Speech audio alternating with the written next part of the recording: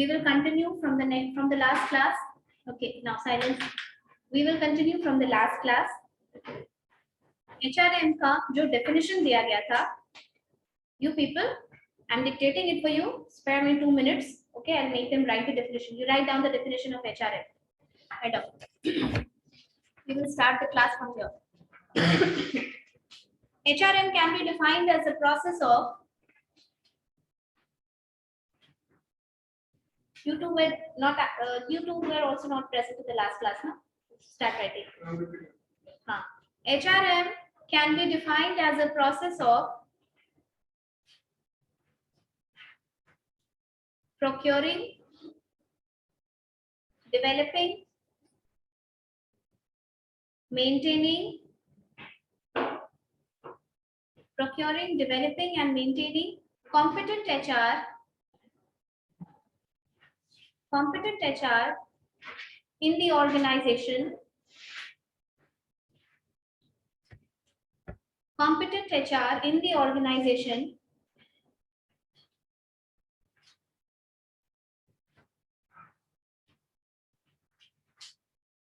so that the goals of the organization are achieved.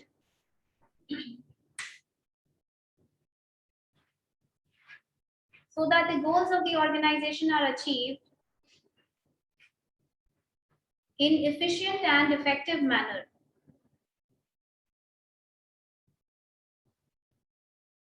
In efficient and effective manner. It is the art of achieved in efficient and effective manner. Ma'am ये तो लिखा दिए थे ना last Friday को. Just 2 minutes. Okay, 2 minutes wait. It is the art of managing people at work. It is the art of managing people at work so that they give their best for achieving organizational goals.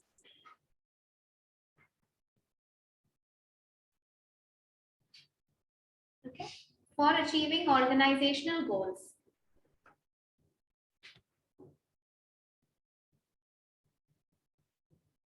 Done writing? Now, see, I will take 1-2 classes on HRM introduction. माने introduction proceed कर रहा है. आप 1-2 classes introduction पे जाएंगे. I want your foundation to be really strong before you proceed to the activities of HRM.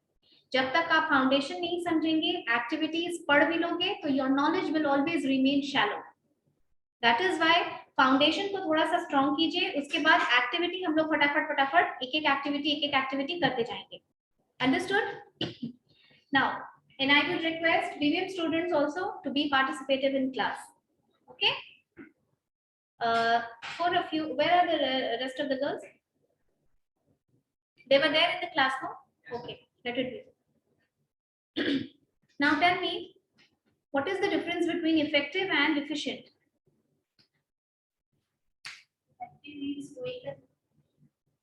Wait, all 4?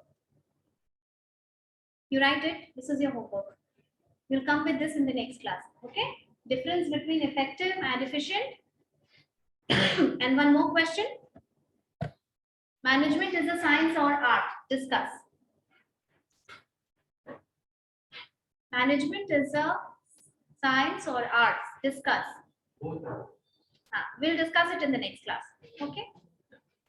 Now, let's start. So yes, I'll tell you, you join in the last and you take screenshot. Okay? See, we will continue from the definition. क्यों इन लोगों को definition पे लिखाना जरूरी है? क्योंकि हम लोग उसी definition से थोड़ा आगे बढ़ेंगे. The last thing that you wrote in the definition is organizational goals, right? You wrote organizational goals, na? What could be possible organizational goals that you can think of when you are talking about HRM? देखिए, HRM कोई अलग से कहीं से नहीं आता है. Human resource कुछ अलग से नहीं आता है. जो ऑर्गेनाइजेशन की अपनी स्ट्रैटेजी होती है, कॉर्पोरेट स्ट्रैटेजी समझते हैं? The plan. Okay, the plan which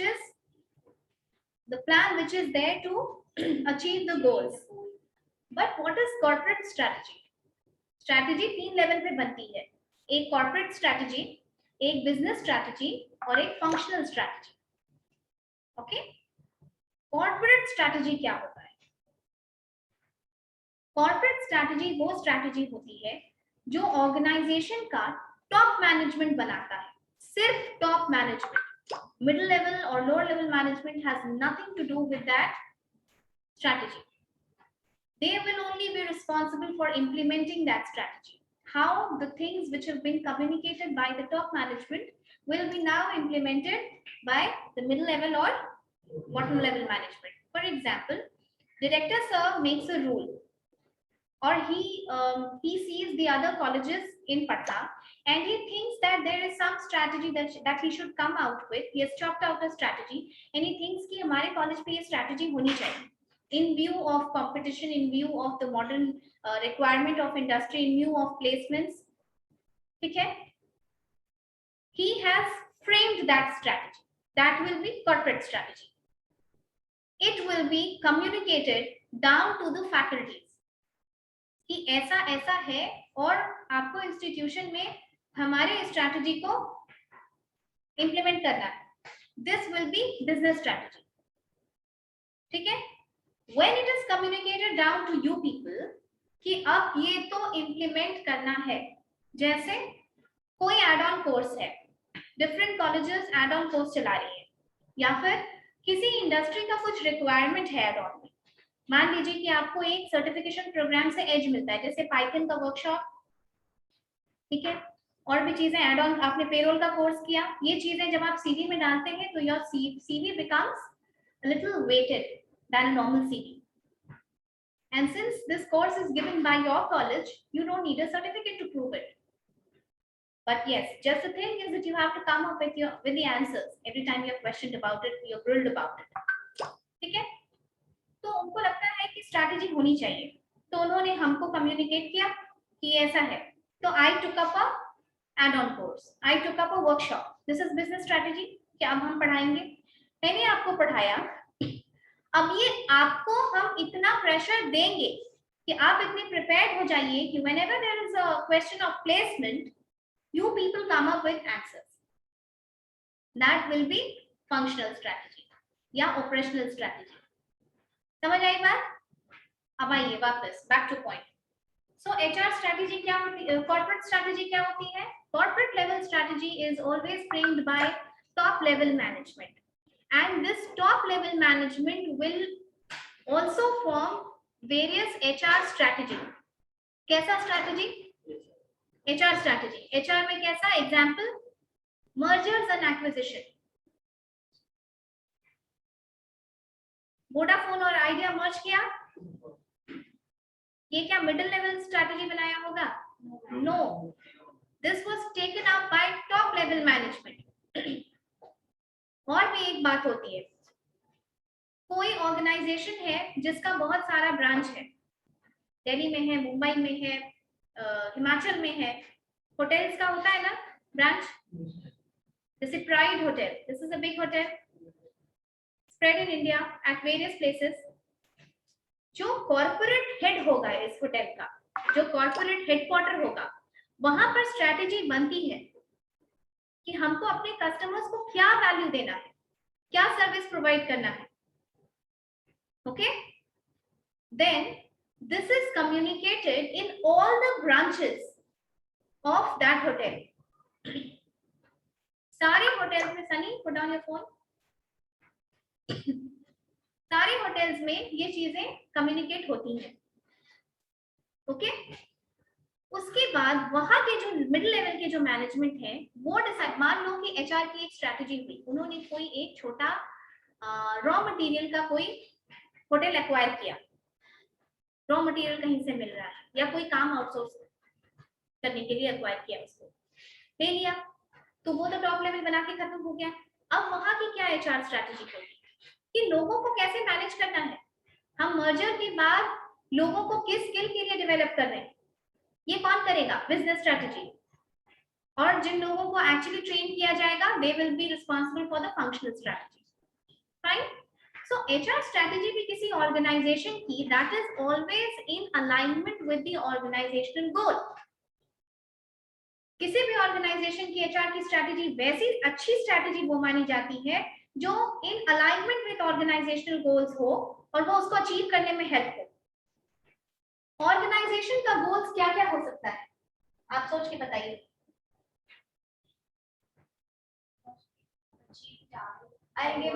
I'll give you 3 points.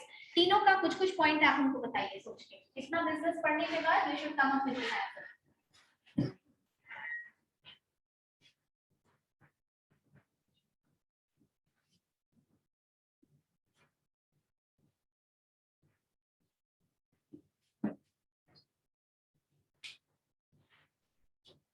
एक ऑर्गेनाइजेशन का ये तीनों फंक्शन होता है।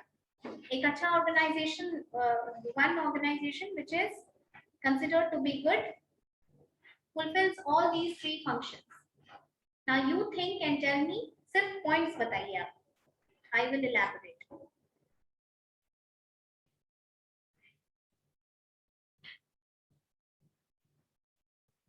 Individual with employer. No, individual goals is you as an employee. Yes, individual तो आप सब मिलकर के human resource बनेंगे ना, so individual goals. Ma'am maximize profits Okay. for the owners. बढ़िया है। हाँ, tell me, online student? हाँ हाँ बढ़िया से हो गया। एक मिनट, हाँ बोलो।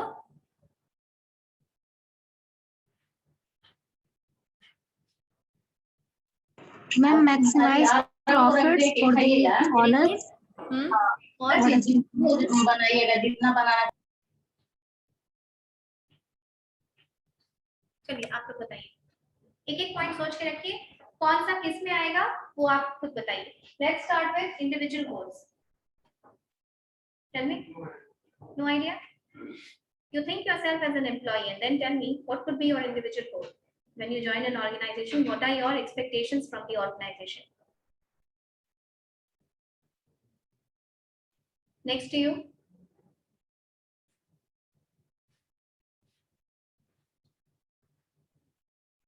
No idea? Sunny? You? Pass. You tell me.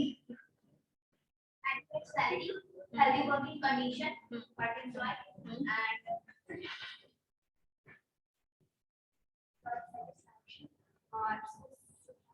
Goal में Only individual. We are talking about individual goals.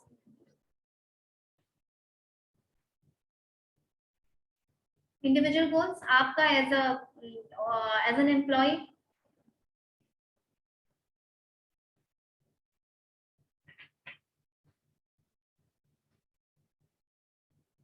आपको एज एन एम्प्लॉय क्या डिमांड होगी ऑर्गेनाइजेशन में? Safe working conditions. Safe working conditions. Career planning होगी कि नहीं? Career planning, say for example you joined an organization, you are getting a salary, okay, salary is okay, you're happy with the salary because that is in pay parity with the other salary structure of the other organizations in industry. आपको आपकी ये चाहत होगी कि नहीं कि आपको ऊपर जाने का मौका मिले। जैसे अगर आप एग्जीक्यूटिव ज्वाइन करते हैं तो आप हमेशा ये चाहेंगे कि आप मैनेजरियल पोस्ट पे प्रमोट हो जाएं। Okay, executive and then assistant manager, then manager, then senior manager.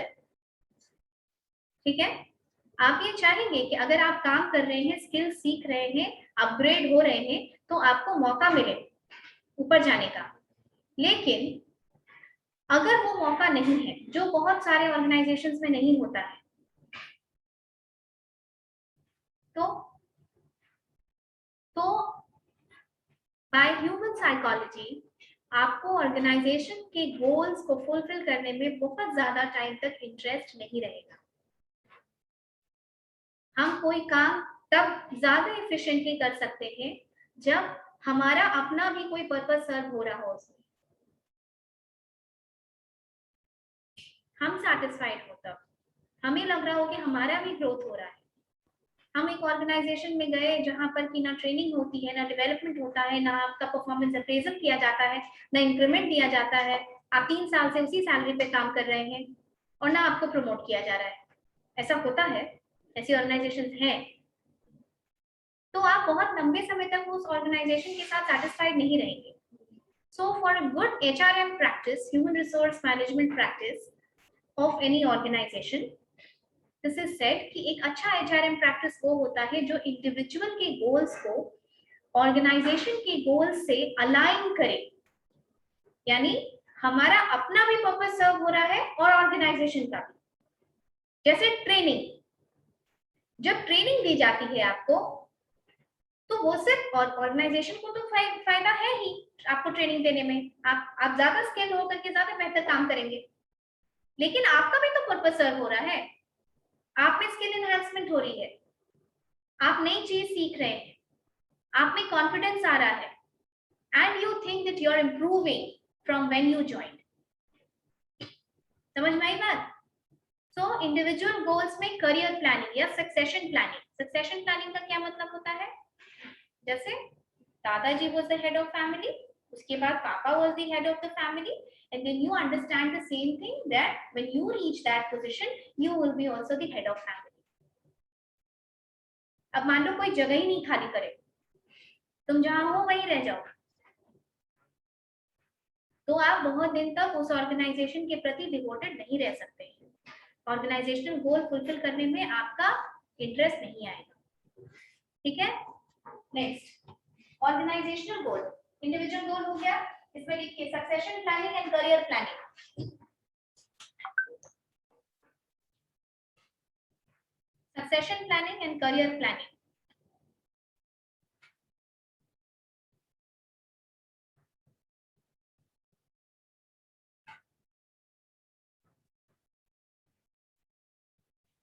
Next you come organizational goals.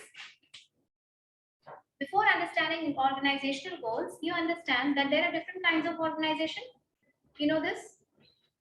Some are very big organizations like Reliance, like Tata, right?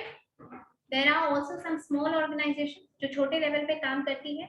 Bihar में ही ऐसी बहुत सारी ऑर्गेनाइजेशन होंगी, मान लो मसाला बनाने वाली कंपनी छोटी होगी, किसी ने स्टार्ट किया होगा, मेरे अपार्टमेंट में लोग रहते हैं, उन्होंने स्टार्ट किया 25 लोगों से लेके, now they are trying to expand. Normally हम मसाला किस कंपनी का लेते हैं? MDH, एवरेस्ट, ये सब हम जानते हैं, कैच, ऑल दीज। लेकिन कभी ना कभी ये कैच मसाला भी तो न्यू रही होगी, कभी ना कभी MDH भी तो न्यू रही होगी, ये तो उसकी लेगेसी है जो इतनी हिट है वो। और business is all about people go but business remains. Business के बारे में यही बात कही जाती है। धीरू भाई अंबानी चले गए पर रिलायंस तो है ना, राइट? इसी तरीके से बिजनेस रहता है, इसीलिए बिजनेस के बारे में जो चीज सोची जाती है वो लॉन्ग टर्म सोचा जाता है। सो ऑर्गेनाइजेशनल गोल्स बताने के पहले हम why I am telling you this is there are organisations that depending upon their own strength, their own capabilities, their own capital investment, their own resources, they have different goals. For example, any new company, जैसे हल्दीराम्स शुरू में एक छोटी company रही होगी, फिर एक start करते फिर इट बिकेम अ हिट अपने क्वालिटी की वजह से, डाइवर्सिफिकेशन ऑफ प्रोडक्ट्स की वजह से। अब ये फ्रेंचाइजी देने लगी है, right?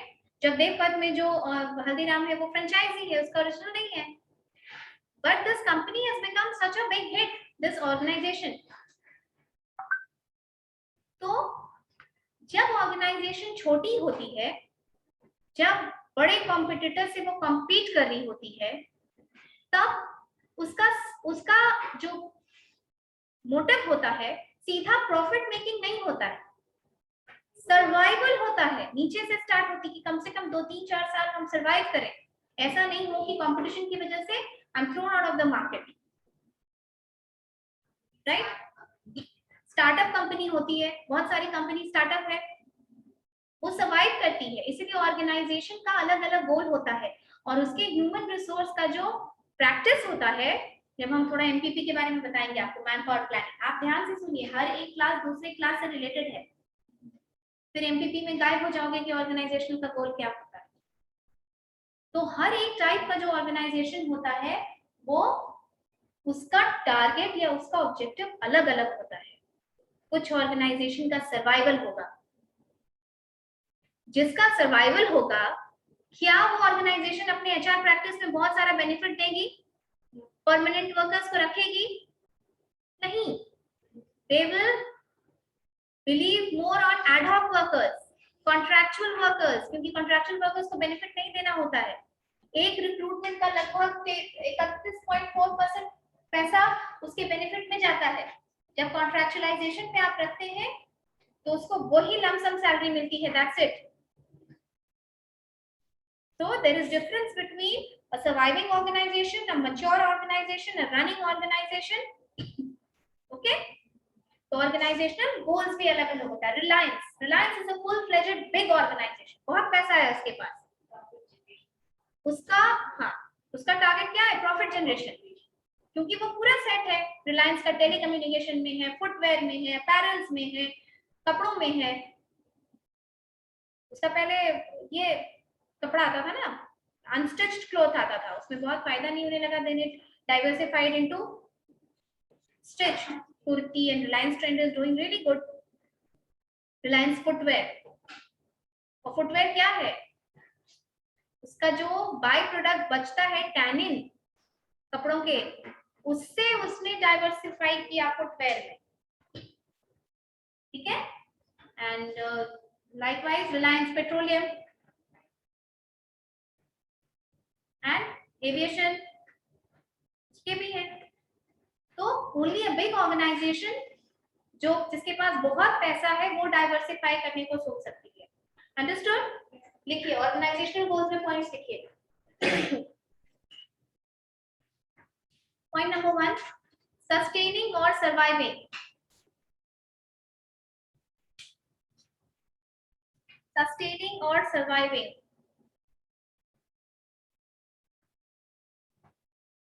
2, high production,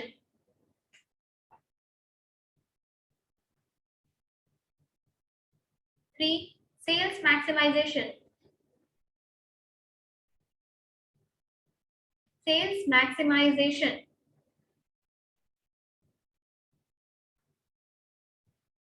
4, profit making, profit making। Ma'am एक बार रिपीट कीजिएगा। पॉइंट नंबर 1, सस्टेनिंग और surviving,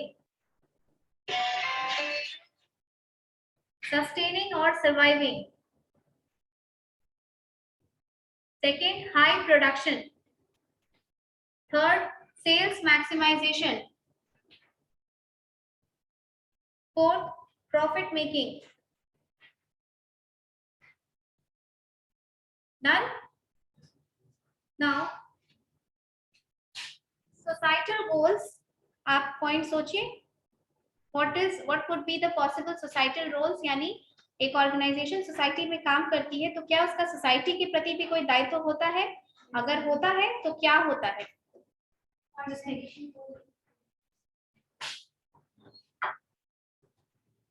ma'am under corporate social responsibility, वो जहाँ पे भी एस्टैब्लिश है ऑर्गेनाइजेशन और कंपनी, वहाँ के सोशल सोसाइटी को और पीपल को एक सर्व करने के लिए हॉस्पिटल या फिर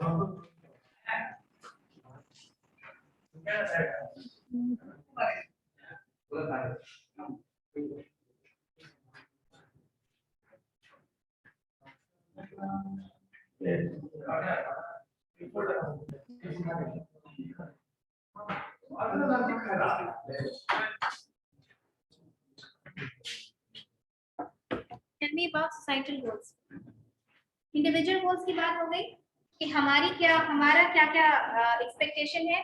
ऑर्गेनाइजेशनल गोल की बात हो गई, ऑर्गेनाइजेशन क्या क्या चाहती है। अब थोड़ा सोसाइटल गोल की बात कीजिए। एक एक करके तुम बोलो, Make employment opportunity, ठीक है? enhance the relation, Employment opportunities like welfare, like किस तरीके का वेलफेयर? Societal goals में तो social welfare है. Social welfare as in any example you can think of? He said pollution control. minimum standard, Environmental check. क्यों? क्या बोली? lifestyle better होना चाहिए, हाँ society, ठीक है. और वेलफेयर सही बोल रहे हो, उसमें बहुत सारा पॉइंट्स आएगा, इसीलिए हम पूछे कि if you are actually welfare ही होता है, बाकी सारी चीजें जो आती है वो वेलफेयर में आती है. Anyone? Ma'am economic growth of nation या सोसाइटी. इकोनॉमिक ग्रोथ तो देखो वो तो प्राइमरी मोटिव है ही, लेकिन अगर तुम सिर्फ सोसाइटी की बात करो तो क्या होगा? बोलो. Giving them goods at lesser rates. Pricing. This is why I tell you, do not hesitate in class. At maximum, your answer will be wrong. But when you participate in class, you will keep this remembered for a longer period of time. You don't need to mug up the answers. Just and fair pricing. Right, very good. And higher production. If there is a higher production, then the price of the product is less. So, what is that called? Word? Economies of scale.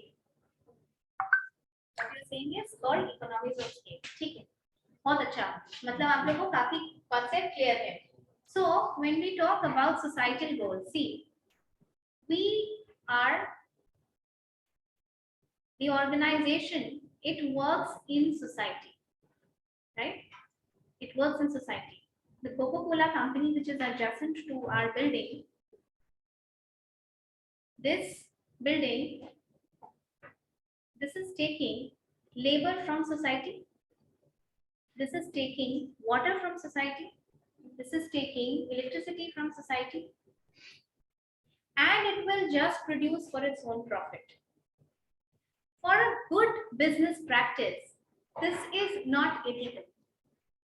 A good business organization is the one which realizes that it has taken so much from the society and that it is the time to give it back to society when it is doing good. आपने कभी इसका नाम सुना है? Yes, ma'am. क्या होता है ये? Sorry. Very good. क्या होता है? क्या होता है इसमें? क्या करते हैं? Corporate social responsibility. होता है, उसे हम Very good. Very good. CSR is corporate social responsibility.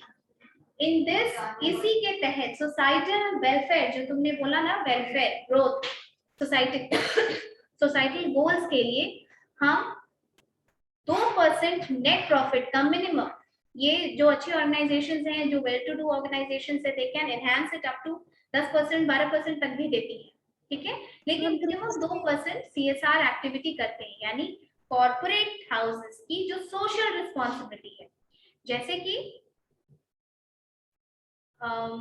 कि देखो फुलवारी शरीफ के आसपास में बहुत सारा गवर्नमेंट स्कूल्स हो देखे होंगे, तो उसमें जो ऑर्गेनाइजेशंस होती हैं वो बेंच डोनेट करती हैं, बेंच बनवाती हैं, बेंच डेस्क देती हैं, किताब कॉपी देती हैं, या स्कूल बनवा देना, ठीक है, स्कूल बनवा देना, ये गवर्नमेंट के चीजों में डोनेट होती है. आप IGIMS गए अंदर, गए हुए होंगे अंदर, आप देखिएगा कि राइट साइड पे पावर ग्रिड का गेस्ट हाउस है. Just pay attention to it next time when you go. तो it's like a CSR activity.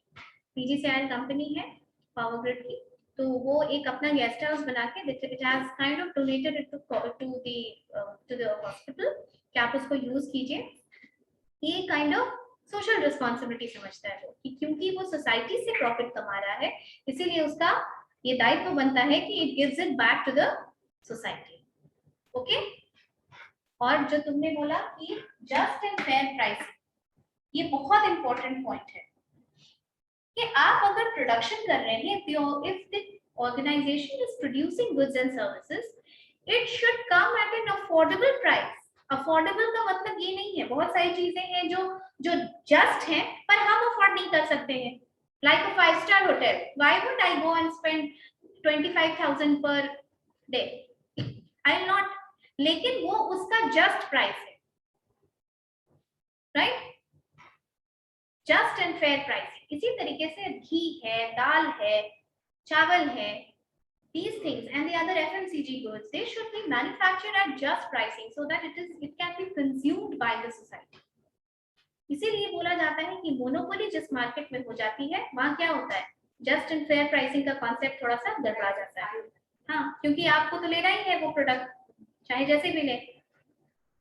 Okay ma'am 5 star भी है तो वो जो अफोर्ड कर सकते हैं वैसे क्लास सोसाइटी के लिए भी बनाया गया ना मैम, नॉर्मल रेस्टोरेंट भी। अब अफोर्ड की तुम बात कर रही हो aviation sector, aviation sector flight का चार्जेस, वैसे नॉर्मली तुम अफोर्ड की बात कर रही हो तो उसको तो उतना प्राइस इनकर हो रहा है ना बिजनेस रन करने में। आपको ये जानकर हैरानी होगी कि लास्ट के जो कुछ टिकट्स बचते हैं उससे भी उसका रेवेन्यू जनरेट होता है, क्योंकि it's a highly capital intensive industry, aviation sector highly, इसका फिक्स्ड कॉस्ट इतना ज्यादा है कि इस सेक्टर में घुसना भी मुश्किल है और इसका एग्जिट भी मुश्किल है। आप समेटेंगे कैसे उतना? आप देखते हैं कोई एविएशन अगर एयरलाइंस बैठ जाती है कितनी दिक्कत होती है, क्या क्या प्रॉब्लम्स होता है, फिक्स्ड कॉस्ट बहुत ज्यादा है इसलिए। So it's not just affording, it's also about the just and fair pricing. I did not write affordable price, I write just and fair pricing.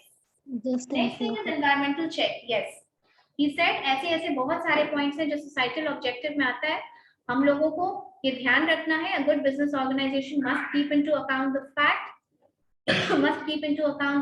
कि आप सिर्फ ग्रोथ नहीं करें, आप सस्टेनेबल ग्रोथ करें। You should have sustainable growth. What is the difference between what do you mean by sustainable growth? Ma'am sustainable growth means अभी future का भी ग्रोथ है एंड फ्यूचर जनरेशन को भी Yes, मद्देनजर correct. रखते हैं। Anyone from class? Sustainable growth का मतलब होता है कि हम अभी तो resources को utilize कर ही रहे हैं, exploit कर रहे हैं, but it should be used in such a manner that it should remain for future generations. It should not put the business on stake. Judiciously use करना होगा. Okay? That is called sustainable growth and development. इस sustainable growth के एक बहुत ही बड़ा important factor है जिसपे business organizations बहुत ध्यान दे रही है। यहाँ तक कि बहुत सारी बड़ी companies जैसे कि Coal India Limited, this is the largest coal mining company in the world, not just India. लेकिन सिर्फ सस्टेनेबल ग्रोथ की वजह से अब उनको भी बहुत सारी न्यू टेक्निक्स का यूज करना पड़ रहा है। जैसे कोयला को धोते समय न्यू टेक्नोलॉजीज यूज की जाती है, वॉश जब होता है, वॉशरीज जब होती है, उसमें newer technologies are being used. This technology will help them reduce the amount of ashes when it is burned. हमारा सारा इंडस्ट्री अभी लमसम कोयले पे ही चल रहा है। रिन्यूएबल रिसोर्सेज में हम इतने सेल्फ सफिशिएंट नहीं है विंड पावर, हाइड्रो पावर के लिए, लेकिन हम काम कर रहे हैं, नए नए प्रोजेक्ट्स बन रहे हैं, ठीक है, सस्टेनेबल ग्रोथ के लिए। So you just write down in societal goals. Society के और क्या गोल्स होंगे कि जो लेबर लॉज बना है, यानी आप लेबर उठा रहे हैं वहां से, तो आप ध्यान रखेंगे कि उनके वेलफेयर के बारे में, उनको लेबर लॉ के तहत आप पैसा दें या उनके ऊपर ध्यान दें, ठीक है। Write down societal goals. First point, labour laws.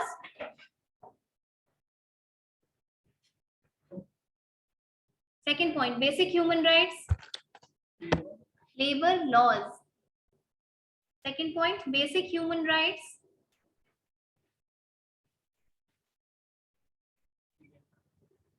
basic human rights. Next, good quality of products and services.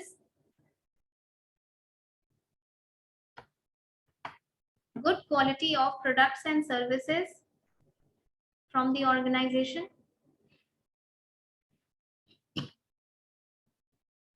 Good quality of products and services from the organization. Next, just and fair pricing. Just and fair pricing. Next, employment generation.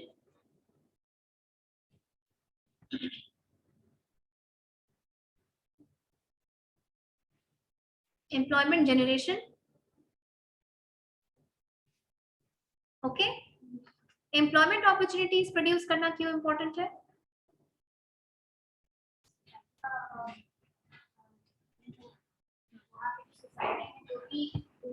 Ma'am वहाँ के लोगों की enhancement के लिए, society के लोगों की enhancement के लिए। Standard of living. हाँ, enhance होगा. And is it just valid for poor? No. हम अगर पढ़ाई लिखाई कर रहे हैं, if I am a professional, I did a professional degree, I would want an employment which commensurates my degree, right? आप बीकॉम करके 10th क्लास का जॉब ज्वाइन करेंगे? नो. सोसाइटी के इक्विलिब्रियम को मेंटेन करने के लिए ये ऑर्गेनाइजेशंस का ड्यूटी होता है कि वो एम्प्लॉयमेंट अपॉर्चुनिटीज जनरेट करें. आपने देखा होगा कि और बिजनेस न्यूज अगर आप सुनेंगे then you will come to know कि इसकी रेटिंग होती है और बिजनेस ऑर्गेनाइजेशन ये लिस्ट करते हैं कि इस साल हमने इतना एम्प्लॉयमेंट जनरेट किया. आपने देखा है कोविड के बाद आईटी इंडस्ट्रीज का बहुत फटाफट आ रहा है डेटा कि हमने इतना जनरेट किया, women employees इतनी है. You will be surprised to know that women participation increased during COVID and also in managerial post. One reason is that, yes, one reason is that. Okay, we'll keep the class till here today.